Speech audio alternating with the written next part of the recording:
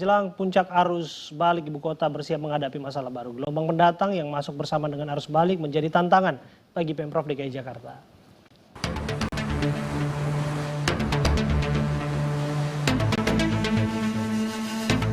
Habis arus balik, terbitlah pendatang. Tidak hanya masalah padatnya volume kendaraan yang akan kembali ke Jakarta. Arus balik juga memunculkan masalah lainnya, yaitu masuknya pendatang baru dari berbagai daerah ke ibu kota.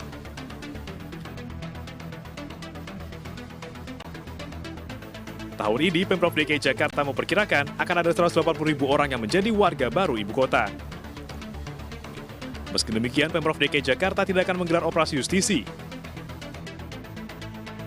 Kadis Dukcapil DKI Jakarta Budi Awaludin mengatakan, semua orang bisa datang dan bekerja di Jakarta.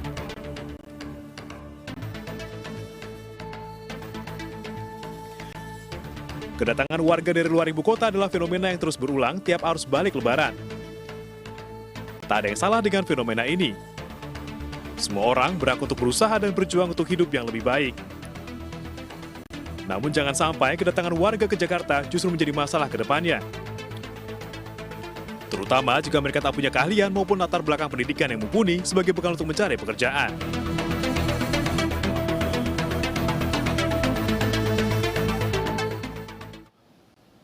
Untuk mengulasnya sudah hadir bersama kami Gubernur Jawa Barat Ridwan Kamil, Gubernur Jawa Tengah Ganjar Pranowo, dan Wakil Gubernur Jawa Barat Emil Dardak. Assalamualaikum, selamat malam Bapak-Bapak. Selamat malam Mas Abraham. Mohon maaf, yang terakhir Wakil Gubernur Jawa Timur Emil Dardak. Selamat malam Kang Emil, Mas Emil, dan Mas Ganjar. Ya, selamat malam Mas Abraham, Mas Emil, Kang Emil. Ya, saya terlebih dahulu ke Kang Emil ya. Kang Emil, kumaha Bang Kang? Alhamdulillah Bang Esto, Sawang Sulna Mas Abraham. Ya, Kang, kita dengar di Jawa Barat itu padat sekali loh wisatanya. Bagaimana terakhir Kang, pantauan Kang Emil? Iyalah, namanya Jawa Barat itu kan penduduknya hampir 50 juta Kang. Jadi kami ini daerah mudik dan juga daerah keluar mudik. Perlintasan ke daerah Mas Ganjar dan Mas Emil Dardak.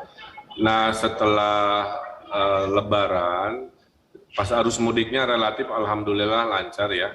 Memang pasti ada kemacetan, kepadatan, tapi nggak ada drama-drama yang luar biasa.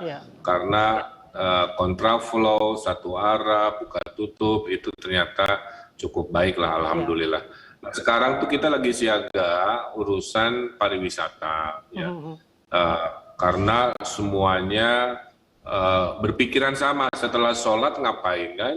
Akhirnya semua berpikir ya kita piknik. Nah, kalikan jutaan manusia yang berpikiran sama, pastilah titik-titik pariwisata sangat padat. Mungkin tadi ditampilkan Pantai Pangandaran begitu Betul, padat. Betul, hari ini padat sekali, Kang Emil. Ya, itu pecah rekor kayaknya. Jadi, tapi kita antisipasi Mas, karena vaksin yang booster itu kan kita sudah di atas 30% sesuai target, dan daerah-daerah pariwisata diminta mengetatkan proses screeningnya.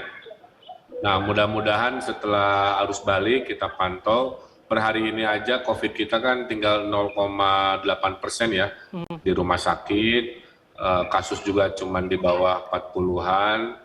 Mudah-mudahan benar-benar sudah endemi nih Mas Abraham. Tapi pertaruhannya memang di Lebaran ini.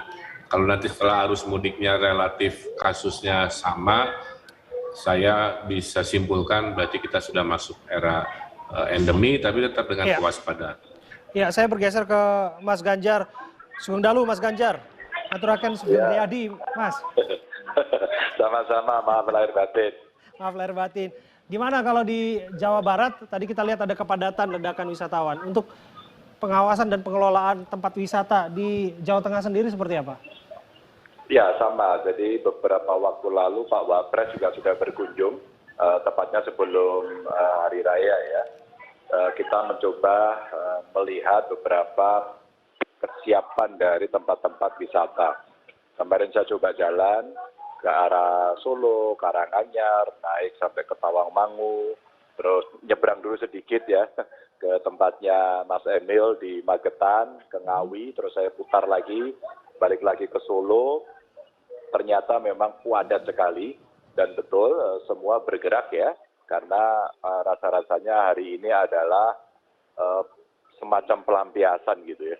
Karena sudah lama sekali, hampir 2 tahun nggak bisa piknik, suasana Istilah anak pikniknya. mudanya balas dendam itu Mas Ganjar. Iya kira-kira begitu, hotel juga penuh, jalur-jalur di dalam tol juga luar biasa macetnya, jadi tugas kami adalah mengamankan itu, tapi masyarakat ada kok kondisi psikologis, kondisi sosiologisnya, mereka menyampaikan, ya inilah Pak, namanya juga lagi lebaran, udah gitu kan 2 tahun nggak bisa, mereka mafhum, tapi kita tetap menjaga prokesnya itu, dan saya kira hampir sama di beberapa tempat di Indonesia, kondisi-kondisi yang tadi Kang Emil di Jawa Barat juga cerita serupa. Gitu. Iya. Saya bergeser ke Mas Emil Dardak. Mas Emil, kita sudah mulai tadi dengan ada problem di mana akan ada arus balik, kemudian ada gelombang pendatang yang masuk ke Jakarta. Saya pikir Surabaya juga masih satu wilayah juga nanti akan banyak pendatang dari daerah ke daerah. Menurut Anda problemnya di mana?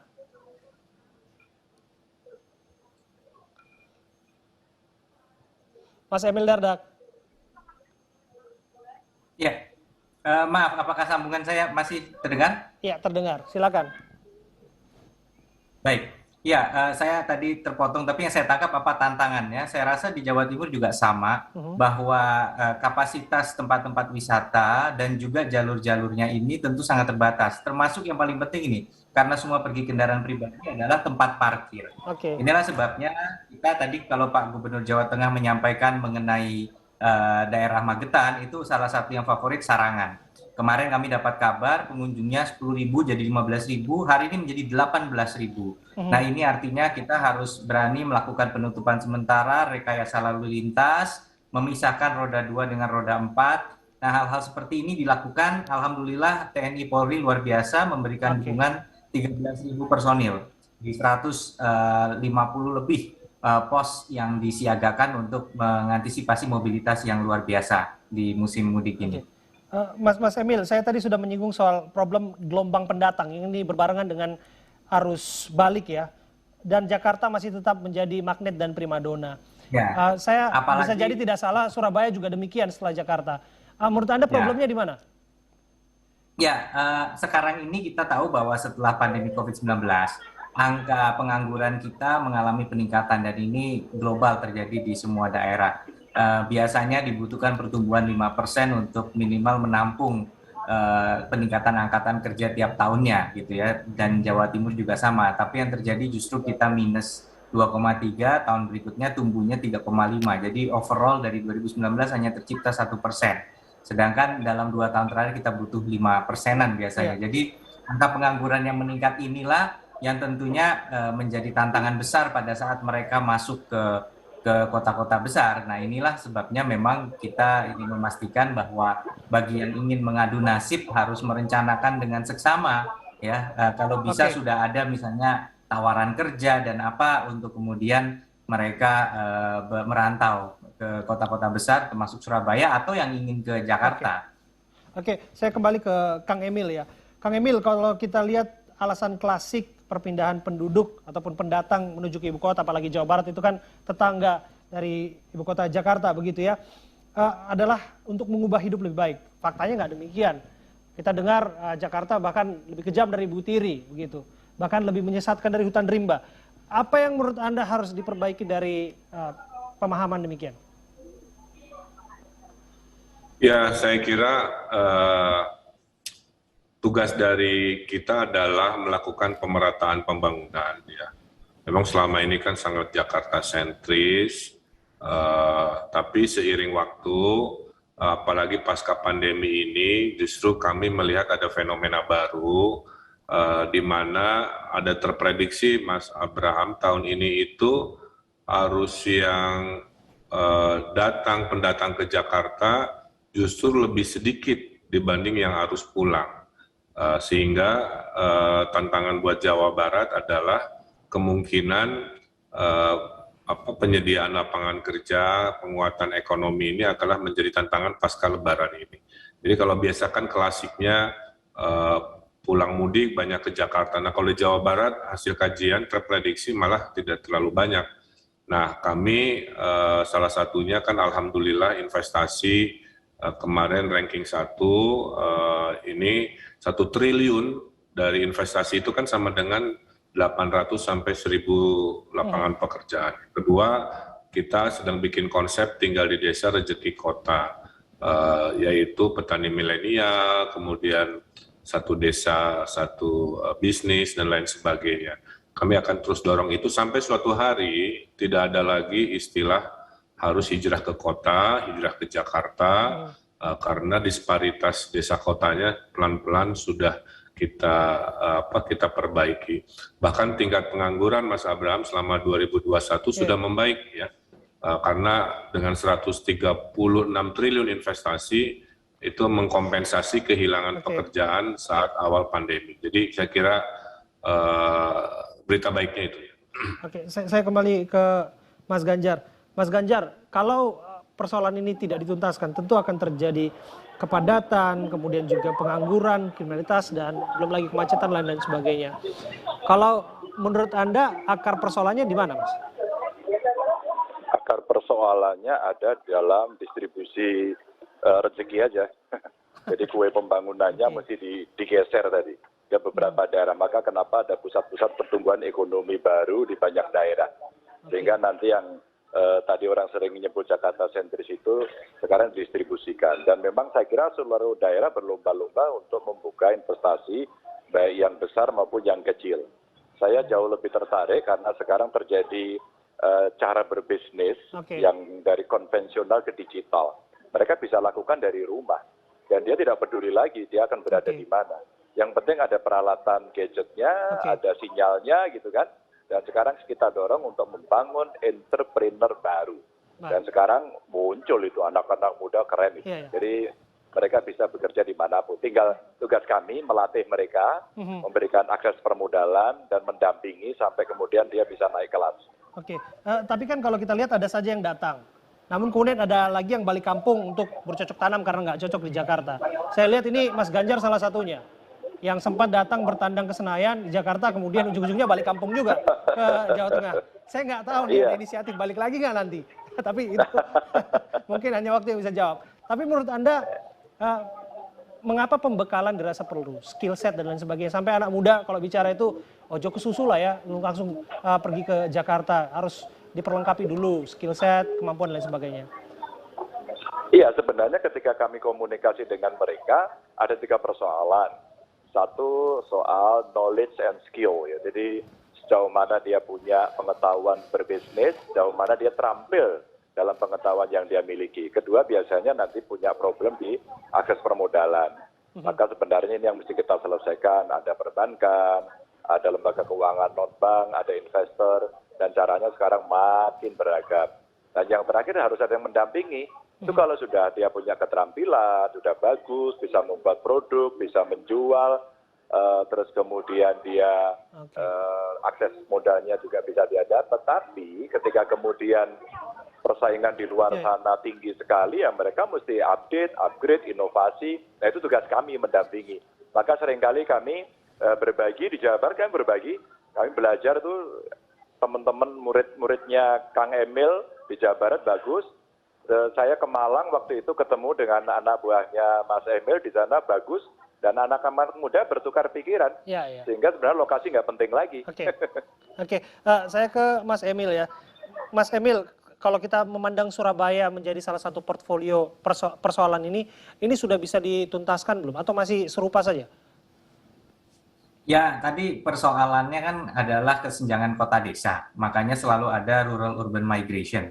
Tapi sekarang kita lihat bahwa dengan adanya digitalisasi, sebenarnya peluang-peluang untuk bisa mengembangkan usaha dari desa ini mungkin. Ya seperti yang disampaikan Pak Gubernur Jabar tadi, tinggal di desa rezeki kota, atau juga Pak Gubernur Jateng dengan digitalisasi, persis apa yang kita lakukan. Contoh kita punya Millennial Job Center. Kita itu adalah program unggulan Pemprov Jawa Timur untuk menjawab fakta bahwa anak muda sekarang tidak lagi kerja jadi karyawan, tapi justru mereka kerja freelance gitu, kerja sebagai pekerja lepas profesional. Nah, kita bikin program itu, artinya kita pertemukan antara talenta muda dengan klien-klien UMKM atau usaha-usaha yang butuh jasa-jasa seperti desain, digital, grafis, dan lain-lain. Itu tidak hanya di Surabaya, kita tempatkan di Malang, di Jember, di Pamekasan, di Bojonegoro, dan di Madiun. Tujuannya supaya kita bisa tadi menyebar peluang-peluang ini. Jadi jangan sampai anak muda ngerasa gimana kita disuruh tetap di desa, tapi programnya Pemprov di ibu kota melulu gitu. Makanya ini juga kami melalui forum ini berharap bahwa Kementerian Dalam Negeri harus mendukung keberadaan yang namanya Bakorwil untuk provinsinya seperti Pak Ganjar dan Pak RK. Sangat butuh itu karena kita banyak sekali kabupaten kotanya. Keberadaan badan seperti Bakorwil akan membantu menghadirkan Pemprov lebih dekat ke berbagai penjuru provinsi. Oke. Saya kembali ke Kang Emil ya, ini terakhir. Kang Emil, kalau kita lihat tadi disimpulkan bahwa persoalannya lagi-lagi adalah ekonomi. Dan kemudian harus ada kemapanan dan kemampuan setidaknya untuk merantau begitu ya. Saya pernah di Bandung, coret Kang Emil, saya menimba pendidikan di Pajajaran, saya pernah belajar bobot pangayun timbang taraju katanya. Apa yang kita lakukan harus dipertimbangkan terlebih dahulu. Menurut Anda mengapa ini penting untuk disampaikan? Ya, ini menariknya begini ya, Mas Abraham. Lagi krisis, top of mind-nya ekonomi. Lagi happy-happy, zaman kondusif, top of mind juga ekonomi. Jadi mau surveinya apa saja, pasti kalau warga masyarakat ditanya itu, nomor satu itu ekonomi. Dan dari ekonomi itu nomor satunya biasanya kan sembako ya. Nah jadi ekonomi ini top of mind lah. Dan ciri negara maju kan nomor satunya adalah kemajuan ekonominya. Nah, tapi ada perubahan Mas, jadi kita ini sedang berdiskusi di dua disrupsi. Satu disrupsi 4.0, maka tadi Mas Ganjar bilang digital, yang 10 tahun lalu tidak sekencang sekarang. Dua disrupsi pandemi, di mana orang dipaksa untuk membuat gaya hidup baru. Maka betul, di Jawa Barat pun sudah mulai terlihat anak-anak tadi lulusan universitas yang saya wawancara itu banyak yang tidak mau dan tidak selalu harus tinggal di kota. Bulan lalu saya mewisuda 1.200 petani milenial. Itu anak-anak kota yang balik ke desa, dan yang saya wisuda yang income-nya sudah se-income kota. Kalau income-nya masih income desa nggak saya wisuda. Nah poinnya, masa depan itu tidak lagi tergantung geografis, tinggal anak-anaknya diyakinkan bahwa mindset baru itu asal pegang skill digital, Anda bisa tinggal di mana saja dan menjadi pemenang. Mau ngurusin kripto misalkan, mau ngurusin ekonomi fisik, produksi bisa di desa, gudangnya bisa di desa, yang penting sistem delivery ekonominya. Jadi saya meyakini pasca pandemi COVID ini, ekonomi digital dan tinggal tidak harus di kota, itu akan sangat luar biasa, mengakibatkan cerita klasik yang pulang mudik berbondong-bondong bawa orang ke kota itu menurut saya makin lama akan makin tidak relevan lagi. Baik.